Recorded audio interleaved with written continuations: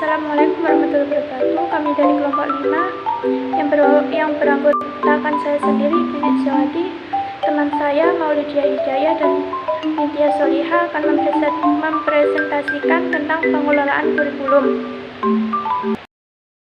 Baik, di sini saya akan menjelaskan tentang pengertian kurikulum. Secara etimologis, kurikulum berasal dari kata bahasa Inggris, yaitu kurikulum, yang berarti rencana pelajaran. Sedangkan kata kurikulum sendiri berasal dari kata kurere, yang artinya berlari cepat, tergesa-gesa, menjelajahi, menjalani, dan berusaha. Sementara, beberapa ahli ikut berpendapat mengenai pengertian kurikulum, seperti contohnya Sudijarto, yang mendefinisikan kurikulum sebagai rangkaian rencana kegiatan pembelajaran serta pengalaman belajar untuk dipatuhi oleh peserta didik. Sedangkan Profesor S. Nasution M.A. mendefinisikan kurikulum sebagai seperangkat rencana yang telah disusun sedemikian rupa dengan tujuan agar proses pembelajaran dapat dilaksanakan dengan lancar.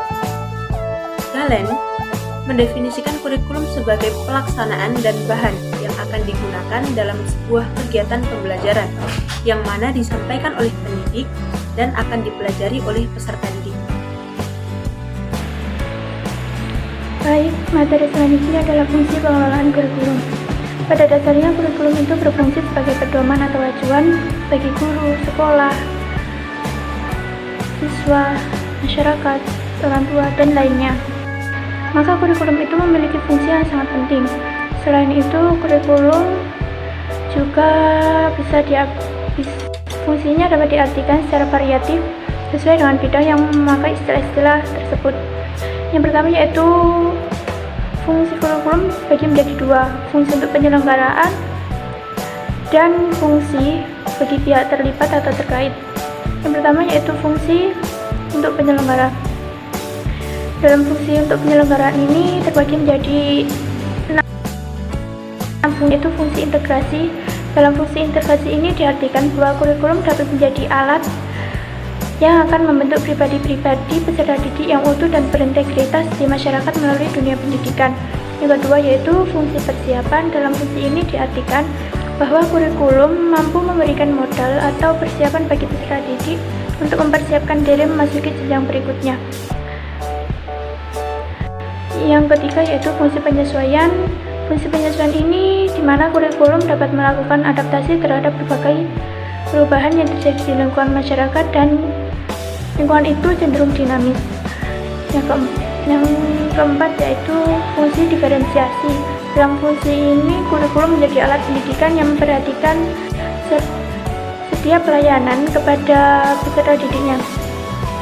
Yang kelima yaitu fungsi diagnotis. Dalam fungsi ini menyatakan bahwa kurikulum berfungsi untuk memahami dan mengarahkan potensi yang dimiliki oleh setiap peserta didik.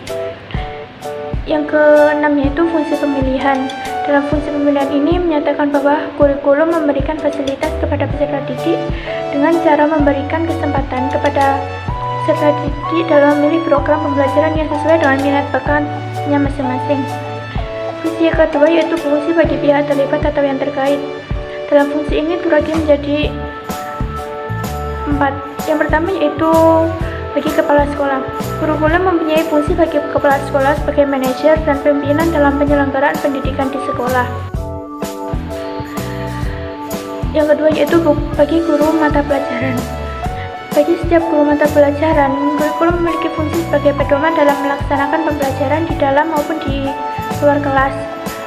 Sebab setiap pembelajaran tersebut menjadi tugas dan tanggung jawab setiap guru mata pelajaran tersebut. Yang ketiga yaitu bagi peserta didik. Dari adanya kurikulum dalam proses pendidikan ini, peserta didik adalah pusat perhatian dari setiap pembelajaran. Maka dari itu kurikulum berfungsi bagi para siswa. Yang keempat yaitu bagi orang tua atau masyarakat. Meski tidak terlibat dalam pembelajaran secara langsung, namun orang tua mempunyai peran penting bagi keberhasilan peserta didik. Dalam hal ini, mereka akan menerima hasil dari proses pembelajaran yang telah dilakukan di sekolah. Jadi, capaian siswa terhadap setiap pembelajaran yang akan dilaporkan kepada orang tua juga tak lepas dari adanya kurikulum.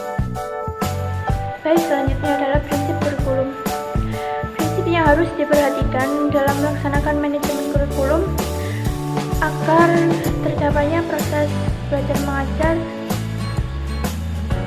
dengan tujuan yang ditentukan.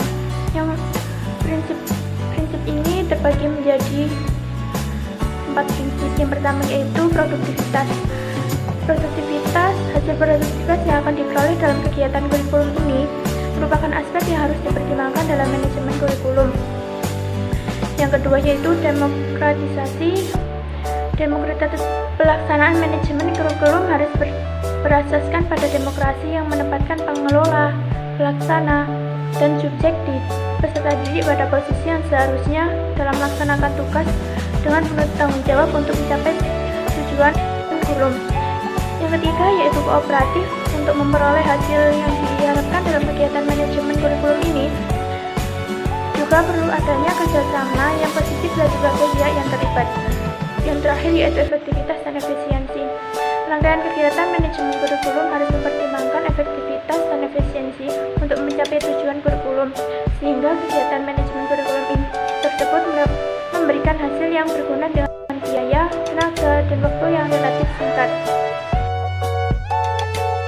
Berikutnya adalah tujuan dari pengelolaan kurikulum. Yang pertama, kurikulum dibuat dengan tujuan menjadikan alat pendidikan untuk menghasilkan siswa yang berintegritas.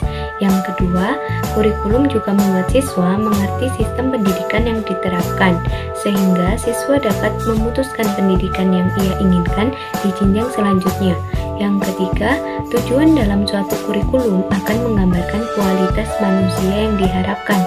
Dengan demikian, suatu tujuan memberikan petunjuk mengenai arah perubahan perilaku yang dicita-citakan. Baik, cukup sekian presentasi dari kelompok kami. Semoga bermanfaat, dan jika belum paham atau mau bertanya, silakan. Terima kasih. Wassalamualaikum warahmatullahi wabarakatuh.